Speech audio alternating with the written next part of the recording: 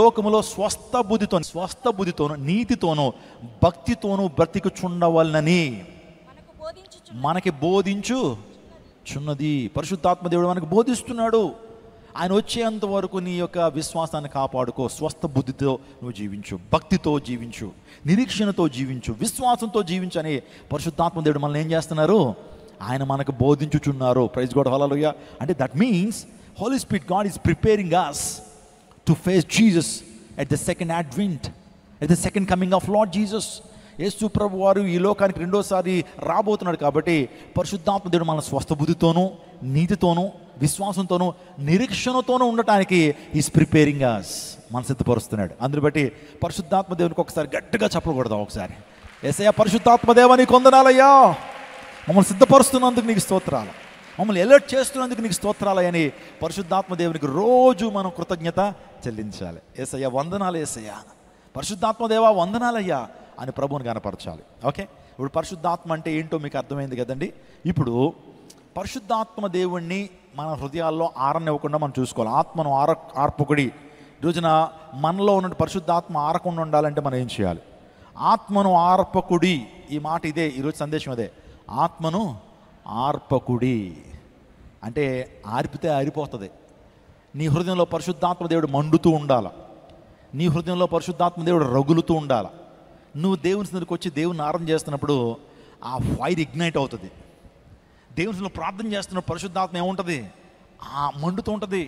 All night ప్రేయర్కి వచ్చి దేవుని కనపరుస్తున్నప్పుడు, దేవుని సన్నిధిలో మోకరించి ప్రార్థన చేస్తున్నప్పుడు నీలో నా ఆత్మ ఏమవుతూ ఉంటుంది? మండుతూ ఉంటుంది. నువ్వు మండేటువంటి వ్యక్తిగా ఉంటావు. దగ్గరికి చెల్లా పడుకుంటే మంట ఉంటుంది. ఏమండి, ఒక వ్యక్తి మండుతూ ఉంటుంటే నిజంగా ఎంత ప్రయోజనకరంగా ఉంటాడు ఆ వ్యక్తి. అతనికి ప్రయోజనకరంగా ఉంటాడు, తన కుటుంబానికి, తనతో సమాజానికి ప్రయోజనకరంగా ఉంటాడు. నువ్వు మండాలా. నువ్వు ఆరిపోయి చల్లగా అయిపోయావు అనుకోండి, ఏమండి, ఆరిపోయి చల్లగా డెడ్ బాడీ ఎలా ఉంటుంది? మాకేం తెలుసండి అంటారేమో. వాస్తవానికి చెప్తున్నాను వినండి. డెడ్ బాడీ చల్లగా అయిపోతుంది, ఎందుకంటే జీవం ఉండదు. కొంతమంది క్రైస్తవులు చల్లగా అయిపోయారు, ఫ్రిడ్జ్లో పెట్టినటువంటి వంకాయల్లా మారిపోయారు, చల్లగా అయిపోయి ఉన్నారనమాట. రగలాలి, నువ్వు రగలాలి, నువ్వు మండాల, ప్రకాశించాలి. ఫైర్ అనమాట. నీవు వెళ్తుంటే ఫైర్ క్యారీ చేయాలా. ఫైర్ అండి ఆ వ్యక్తిని. మామూలుగా సినిమా డైలాగులు కాదు, నువ్వు ఆత్మచేత ఏం చేయాలా? మండాలి, ప్రకాశించాలి. నువ్వు మండుతున్న వ్యక్తి అయితే ఇతరులు ఏం చేస్తావు? మండిస్తావు. నాకు ఒక వ్యక్తి సాక్ష్యం చాలా అద్భుతంగా అనిపించిందండి. నేను చాలా ఇన్స్పైర్ అవుతాను ఆ వ్యక్తి యొక్క సాక్ష్యాన్ని బట్టి, ఆ వ్యక్తి యొక్క జీవితాన్ని బట్టి. అతని పేరే శామ్యుయల్ మోరిస్. చెప్పండి, శామ్యుయల్ మోరిస్ పూర్వ పేరు. అతడు వాస్తవానికి తన సాక్ష్యం చాలా గొప్పది. మీరు ఒకవేళ శామ్యుయల్ మోరిస్ జీవిత చరిత్రని మీరు చదవాలనుకుంటే కనుక స్టాల్లో ఉన్నాయి అతని పుస్తకాలు. అతని పేరు వాస్తవానికి కబు అనేటువంటి ఒక ఆటవీకుడు అనమాట. తన జీవితంలో ఒక అద్భుతం జరిగిందండి. దేవుడిని స్వయంగా చూస్తాడు. వాస్తవానికి ఈ వ్యక్తి, ఇతని పేరే ఆఫ్రికాలో పుట్టిన శామ్యుయల్ మోరిస్. 1872లో పుడతాడు ఈ వ్యక్తి. ఇతని సాక్ష్యం ఎంత ఇన్స్పైరింగ్ అంటే, వాస్తవానికి ఇతని తండ్రి అప్పు చేశాడండి. ఇతని తండ్రి ఒక తెగ నాయకుడు. ఆఫ్రికన్ నేషన్స్లో అడవుల్లో కొంతమంది తెగలు ఉంటారు. ఆ తెగ నాయకుడు యొక్క కుమారుడు యొక్క కబు. తండ్రి అప్పు చేస్తే వేరే తెగ నాయకుడు ఏం చేస్తున్నాడు? అప్పు తీర్చలేకపోతున్నాడు, నీ కొడుకుని పట్టుకెళ్ళిపోయాడు. పట్టుకెళ్ళిపోయి చిత్రహింసలు చేస్తున్నాడు అండి. రే, మీ నాన్న నాకు అప్పు కట్టాలరా, అందుని బట్టి నువ్వు శిక్ష అనిపించాలని ప్రతిరోజు కూడా కొరడాలు తీసుకునేవాడు. కొరడాలకి విషం రాసి కొడతా ఉంటుంటే ఆ విషం లోపలికి వెళ్ళిపోయి జ్వరాలు వచ్చేస్తుండే. పాపం 104, 105 జ్వరాలు. ఆ జ్వరం వస్తున్నప్పుడు కనీసం మంచి ఆహారం పెడతాడా? ఆ గేదెల దగ్గర, బర్రెల దగ్గర ఆ యొక్క దోమలు, ఈగలు, ఆ దుర్గంధం ఉన్న చోట పెట్టేవారు. ఆ యొక్క గేదెలతో పాటు నివసించేటువంటి వాడు జ్వరంతో బాధపడుతూ ఆదరించేవారు లేరు, ఆహారం పెట్టేటువంటి వారు లేరు, నీళ్ళు ఇచ్చేటువంటి వారు లేరు. ఎందుకు ఇలా అయిపోయింది నా జీవితం అనుకునేటువంటి వాడు కబు. చివరికి అప్పు ఇవ్వలేకపోతున్నాడు, అప్పు తీర్చలేకపోతున్నప్పుడు మొత్తం అందరినీ అడవిలో ఉన్నటువంటి అన్ని జాతులు అని పిలిచి, పలానా కబు అనేటువంటి వ్యక్తి, పలానా ఆటవీక జాతికి చెందినటువంటి తెగ నాయకుడి యొక్క కుమారుడు నా చేతిలో ఉన్నాడు, వాళ్ళ నాన్న అప్పు కట్టట్లేదు కాబట్టి సో ఈ వ్యక్తిని చంపేద్దామని చెప్పి ఒక చెట్టు కట్టేస్తే ఆ రోజు అద్భుతం జరిగింది. ఆ రాత్రి కాల సమయంలో నిజంగా ఆ చెట్టు మీదకి గొప్ప వెలుగు రావటం, ఆ వెలుగులోంచి యేసుక్రీస్తు ప్రభువారు కబు ఈ ప్రాంతం నుంచి త్వరగా పారిపో అన్నప్పుడు ఎప్పుడైతే చెప్పగానే తనకున్న సంఖ్యలన్నీ వీడిపోవటం, పరుగున నిజంగా ఆ వ్యక్తి అడవిలో అలా పరిగెడుతున్న వెనకాల ప్రజలు వస్తున్నారు, అయినా సరే చాలా వేగంతో ప్రయాణం చేస్తూ ఒక సమీపింపరానటువంటి ఒక దూరానికి వెళ్ళిపోయాడు. అక్కడి నుంచి తన జీవితం మారిపోద్ది. ఒక దైవజనుడు కలుసుకుంటాడు. ఆ దైవజనుడు అదే రోజున ఇలాగే వర్తమానం చెప్తా ఉన్నప్పుడు అపోస్తలుడైన పౌలు ఏ రీతిగా దైవ దర్శనాన్ని పొందుకున్నాడో, సౌలు పౌలుగా మార్చబడినటువంటి ఆ ప్రత్యక్ష గురించి చెప్తా ఉన్నప్పుడు ఆ మందిరంలో ఆ చివరి కూర్చొని భయం గుప్పిట్లో ఉండి ఇలా వణికిపోతున్నటువంటి ఆ వ్యక్తికి ఈ యొక్క సర్వసత్యం, ఈ యొక్క వాక్యం వింటున్నప్పుడు అక్కడి నుంచి అరుస్తున్నాడు. ఏ లైట్ అయితే, ఏ వెలుగైతే అపోస్తలుడైన పౌలు సౌలుగా ఉన్నప్పుడు చూశాడో అదే వెలుగుని రాత్రి కాలం నేను చూశాను, ఆ చెట్టు మీద ఆ వెలుగుని చూశానని గట్టిగా అరుస్తా ఉండంటే సంఘం అంతా అతని దగ్గరికి వెళ్ళి ఏం జరిగింది బాబు అంటే ఇలా జరిగింది అనగానే మీకు మేము ప్రొటెక్షన్ ఇస్తామని చెప్పి ఆ దైవజనుడు తన దగ్గర పెట్టుకున్నాడండి. అంటే వాస్తవానికి చంపబడేటువంటి వ్యక్తి ఆ టైంలో చచ్చిపోలే వ్యక్తి, కానీ దేవుడు కార్యం చేసి అతను విడుదల చేసిన ఒక ప్రత్యేకమైనటువంటి కృప తన మీద ఉంది. అప్పుడు దేవుని సేవకుడు కొద్ది దినాలు అతనికి తర్ఫీదు ఇచ్చిన తర్వాత, లేదు బాబు ఇంకా నువ్వు ఎక్కువ విషయాలు తెలుసుకోవాలి, ఒక మిషనరీ ట్రైనింగ్ నీకు కావాలని ఆ వ్యక్తిని ఒక ప్రాంతానికి తీసుకెళ్తాడు. అక్కడ చాలామంది, ఒక బైబిల్ స్కూల్ అది, చాలామంది యవనస్తులు ఉంటారు బైబిల్ తర్ఫీదు పొందుతూ ఉన్నప్పుడు అక్కడికి వెళ్తాడు. కానీ అక్కడ ఉన్నటువంటి బైబిల్ తరగతుల్లో ఉండేటువంటి ఆ యవనస్తులు అల్లరి చిల్లరగా ఉంటారండి. వాస్తవానికి వారు చదువుకోవడానికి వచ్చింది బైబిలే, బైబిల్ ట్రైనింగ్ చేయడానికి వచ్చారు, కానీ వాళ్ళు ఏదో ఉపాధి కోసం ఏదో భుక్తి కొరకు వచ్చినట్లుగా కనిపించింది శామ్యూల్ మోరిస్కి. అందరి మాటల్లో ఏమిందేనంటే ఆ దైవికమైన మాటలు వారిలో లేవు, వారు ఆత్మీయంగా కనిపించట్లా, డైలాగులు వేసుకుంటూ చాలా భయంకరంగా వారు జీవిస్తున్నారు.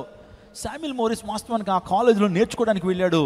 సో అక్కడ ఆ దైవజనుడు అన్నాడు, బాబు నువ్వు ఇక్కడే ఉండు, లోపలికి వెళ్ళి ప్రిన్సిపాల్ గారితో మాట్లాడొస్తాను, అడ్మిషన్స్ ఉన్నాయో లేదో నేను చెప్పేసి వస్తాను, ఇక్కడే ఉండంటే అద్భుతం ఏంటి తెలుసా, వచ్చేటప్పటికి సుమారుగా ఒక గంట సేపు అయింది. అతను తిరిగి వచ్చేటప్పటికి ఆ బైబిల్ కాలేజీలో ఉన్న ప్రతి యవనస్తుడు ఎవరైతే జులాయిగా తిరుగుతున్నారో, వ్యర్థంగా మాట్లాడుతున్నారో, పాప స్వభావంతో ఉన్నటువంటి వారందరూ కూడా మోకరించి కన్నీటి ప్రార్థన చేస్తున్నారండి. అక్కడ అందరూ అలా కన్నీటి ప్రార్థన చేస్తుంటే శామ్యూల్ మోరిస్ ముందు నిలబడి నడిపిస్తున్నాడు. శామ్యూల్ మోరిస్ ముందు నుండి నడిపిస్తున్నాడు. ఒక అరగంట టైంలో మొత్తం కాలేజీని మార్చేశాడు ఆ వ్యక్తి. ఒక అరగంట టైంలో ఆ యవనస్తులో గొప్ప పరివర్తన తీసుకొచ్చాడు. మరి ఏం చెప్పాడో తెలియదు. చూడడానికి ఎలా ఉన్నాడు చూసారా, నల్లగా ఉన్నాడు, ఒక నీగ్రో జాతి వాడు, కానీ ఆత్మ రగిలింపతంలో ఉంది. అరగంటలో మొత్తం అందరినీ మోకాళ్ళ మీదకి వేసి అందరినీ ఏడుస్తూ ప్రార్థన చేసేటువంటి గొప్ప అభిషేకంతో నింపబడినటువంటి శామ్యూల్ మోరిస్ ప్రిన్సిపల్ ఆశ్చర్యపోయాడట. ఇంతకాలంగా వీరిలో మార్పు తీసుకోవాలని ప్రయత్నం చేస్తున్నాం, కానీ మా వల్ల కాలేదు. అరగంట కాలేజీలో అడుగుపెట్టాడు, ఈ ప్రాంతాన్నంతా కూడా ప్రభు కొరకు ప్రభావితం చేశాడు. ఏం పిలుపు అయ్యా, ఏం అభిషేకం అయ్యా అనేది అని కాలేజీలోకి తీసుకుంటే శామ్యూల్ మోరిస్ చేసిన పరిచర్య అంతా ఇంత కాదండి. అనేక మందిని ప్రభువు కోసం ఏమంటే గెలుచుకున్నాడు. కానీ అన్ఫార్చునేట్లీ దేవుడు తను త్వరగానే పిలిచేశాడు. 29వ ఏటనే శామ్యూల్ మోరిస్ని తన రాజ్యానికి పిలిచేశాడు. 1873లో పుట్టాడు, 1893లో ఆ వ్యక్తి మరణించాడు. కానీ ఆ తక్కువ టైంలోనే ఎంత సేవ అయితే చేయాలో అంత సేవ చేసి తన యొక్క స్థితిని, తన యొక్క జీవితాన్ని ముగించుకుని దేవుని రాజ్యానికి వెళ్ళిపోయినటువంటి శామ్యూల్ మోరిస్. ఈరోజు అమెరికా దేశంలో ఇతని పేరు మీద ఒక యూనివర్సిటీ ఉందంటే మీరు ఆలోచన చేయండి. శామ్యూల్ మోరిస్ యూనివర్సిటీ ప్రపంచంలో ఉంది అని అంటే మీరు చూస్తున్నారు, ఇదే శామ్యూల్ మోరిస్ యూనివర్సిటీ. ఒక ఆటవీకుడు, చదువు రానటువంటి వాడు, ఒక రకంగా చెప్పాలంటే చంపేయాలనుకున్నారు, కానీ ఈ వ్యక్తిని దేవుడు నిలబెట్టాడు. నేను అనుకుంటా ఉన్నాను, కొంతమందిని దేవుడు ఎందుకు ముందు తీసేసుకుంటాడు తెలుసా, వాళ్ళు చేసిన పరిచర్య అంతా కూడా చేసేసారు. వాళ్ళు ఎంతైతే సేవ చేయాలో అంతే సేవ ఆ తక్కువ టైంలో చేసేసారు వీళ్ళు. అందరి బట్టి దేవుడు తన రాజ్యానికి పిలుచుకున్నాడు. ఎందుకు మాట చెప్పాను తెలుసా, ఆత్మతో రగిలేటువంటి వ్యక్తి ఆ విధంగా ఉంటాడు. ఎక్కడికి వెళ్ళినా సరే పీపుల్ ఇన్స్పైర్ చేస్తాడు. తన మాటల ద్వారా, తన ప్రవర్తన ద్వారా, తన బాడీ లాంగ్వేజ్ ద్వారా, తన యొక్క బిహేవియర్ ద్వారా ప్రజలను ఇన్స్పైర్ చేస్తూనే ఉంటాడు. దేవుని ఆత్మతో నింపబడినటువంటి వాడు అటువంటి కార్యాలు చేస్తాడు. స్తోత్రం చెప్పండి, hallelujah. Are you able to influence people by the spirit that you are having? నువ్వు కలిగిన ఆత్మ ద్వారా ప్రజలను ఇన్స్పైర్ చేయగలుగుతున్నావా? ఒకవేళ నీ బిడ్డలకు ఒక మాదిరికరంగా నువ్వు దేవుని ఆత్మతో నింపబడితే కనుక ఉండగలుగుతావు, రగిలేటువంటి అనుభవాన్ని కలిగి ఉంటావు. నేను త్వరగా దేవుని ఆత్మ చేత, పరిశుద్ధాత్మ మనలో ఉంటే, లేకపోతే ఆత్మను ఆర్పకుండా ఉండాలంటే ఏం చేయాలంటే, మొదటి అంశము ఎల్లప్పుడూ దేవునికి కృతజ్ఞాస్తులు చెల్లించాలి. ఎల్లప్పుడూ అంటే అర్థం ఏంటి? అన్ని వేళల్లో ప్రభువుని ఏం చేయాలి? కృతజ్ఞత కలిగి జీవించేటువంటి వారు ఆత్మని ఆర్పకుండా వారు జీవించగలుగుతారు. So are you giving thanks to God every time in your life? నీ జీవితంలో అన్ని వేళల్లో ప్రభువుని కనపరుస్తున్నావా? ఎల్లప్పుడు. చదవండి ఒకసారి, మొదటి తెస్సలోనికీయులకు రాసిన పత్రిక 5వ అధ్యాయం 18వ వచనం చదువుదాం. ప్రతి విషయమందు కృతజ్ఞాస్తులు చెల్లించుడి, కృతజ్ఞతాస్తుతులు చెల్లించుడి. ఇలాగు చేయుట యేసుక్రీస్తునందు మీ విషయంలో దేవుని చిత్తము. ప్రతి విషయమందు కృతజ్ఞాస్తులు చెల్లించుడి. నీలోని ఆత్మ ఆరకుండా ఉండాలంటే నువ్వు ప్రతి విషయంలో ఏం చెల్లించాలి? కృతజ్ఞత. థ్యాంక్ యూ లార్డ్, వందనాలయ్యా, ఈ జీవితాన్ని బట్టి నీకు వందనాలయ్యా, ఈ శరీరాన్ని బట్టి నీకు వందనాలయ్యా, నువ్వు నాకు ఇచ్చిన హైట్ని బట్టి నీకు వందనాలయ్యా, నాకు ఇచ్చిన రంగుని బట్టి నీకు వందనాలయ్యా, నాకు ఇచ్చిన కుటుంబాన్ని బట్టి నీకు వందనాలయ్యా, పిల్లలను బట్టి నీకు వందనాలయ్యా, నువ్వు నాకు ఇచ్చిన ఉద్యోగాన్ని బట్టి నీకు వందనాలయ్యా, నువ్వు నాకు ఇచ్చిన వ్యాపారాన్ని బట్టి నీకు వందనాలయ్యా, ఇచ్చిన భోజనాన్ని బట్టి దేవునికి కృతజ్ఞాస్తులు చెల్లిస్తున్నావా? చక్కగా భోజనం చేసావు నువ్వు. అలా భోజనం చేస్తున్నప్పుడు ఆ భోజనము, ఆ అన్నము ఆహారవాహికలో కాకుండా శ్వాసవాహిలోకి వెళ్ళిపోయింది అనుకోండి, గుట్టుకుమని చచ్చిపోతాం మనం. మీకు తెలియదేమో, ఆహారం సరిగ్గా తినకపోయినా చచ్చిపోయిన వాళ్ళు ఉన్నారు. ఆహారం కరెక్ట్గా ఎక్కడో ఏమండి ఈ ప్రాంతంలో ఇరుక్కుపోయింది అనుకోండి చచ్చిపోయినటువంటి వారు ఉన్నారు. కానీ చక్కగా మధ్యాహ్నం భోజనం చేశారు, మీరు హ్యాపీగా ఉన్నారు. అందరూ దేవుని నామాన్ని ఏం చేయాలి? మీ హృదయాల్లో ఎప్పుడు అండి కృతజ్ఞత భావం ఉండాలండి. ప్రభువా నీకు వందనాలయ్యా, మందిరాన్ని క్షేమంగా నడిపించో నీకు వందనాలు అని ప్రతిదానికి థ్యాంక్స్ థ్యాంక్స్ థ్యాంక్స్ థ్యాంక్స్ ఆ భావం నీలో ఉండాలి. అప్పుడు దేవుని యొక్క ఆత్మ నీలో ఆరకుండా ఉంటుంది. ఎప్పుడు ప్రభు నామాన్ని జ్ఞప్తికి చేసుకుంటూ ఉండాలి, ప్రభు నామాన్ని గణపరుస్తుండాలి. కృతజ్ఞాస్తుతులు 116వ కీర్తన 12:13లో యెహోవా నాకు చేసిన ఉపకారం నేను ఆయనకి ఏమీ చెల్లింతును, రక్షణ పాత్రను చేతపుచ్చుకుని యెహోవా నామము ప్రార్థన చేసేదను. రక్షణ పాత్రను చేతపుచ్చుకుని యెహోవా నామము ప్రార్థన చేసేది. నేనేమి ఇవ్వగలుగుతాను యేసయ్యకు?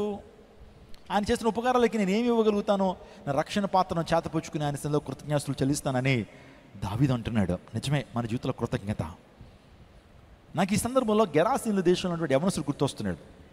ఆ యవనస్తుడు సేనా అనేటువంటి దయ్యముల చేత పీడించబడుతున్నాడు. ఎంత దుర్భరమైన జీవితం అంటే, బట్టలు కట్టుకోవట్లా, తనకు తెలియట్లా, సిగ్గు తెలియట్లా, దురాత్మ చేత పీడించబడుతున్నారేమో, బట్టలు లేకుండా తిరుగుతున్నారు. అందరూ కూడా వేరే రకంగా చూస్తున్నా సరే, హేళంగా చూస్తున్నా సరే, ఇటు పిచ్చోళ్ళని అంటున్నా సరే వాడికి ఆ గ్రహింపు రావట్లేదు. ఎందుకంటే దురాత్మ చేత నింపబడ్డాడు, శ్మశానంలో నివసిస్తున్నాడు, రాళ్ళు తీసుకుని తన యొక్క దేహాన్ని తానే కొట్టుకుంటున్నాడు, రక్తాలు కారిపోతున్నాయి, శరీరం అంతా కూడా గాయాలే. అయినా అతనికి అర్థం కావట్లేదు, ఎందుకంటే he was possessed with demons.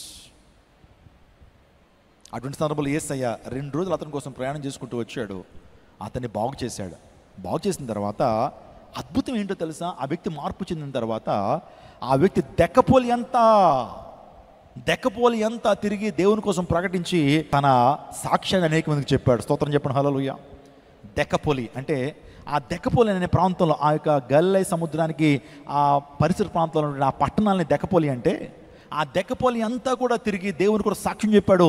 ప్రభువా నువ్వు నన్ను మార్చినందుకు నీకు స్తోత్రాలు. ఒకప్పుడు ఎంత దుర్భరమైన జీవితం, ఎంత బురద జీవితం, ఎంత దౌర్భాగ్యకరమైన జీవితం, రోడ్డు మీద దొరలేటువంటి వాడిని.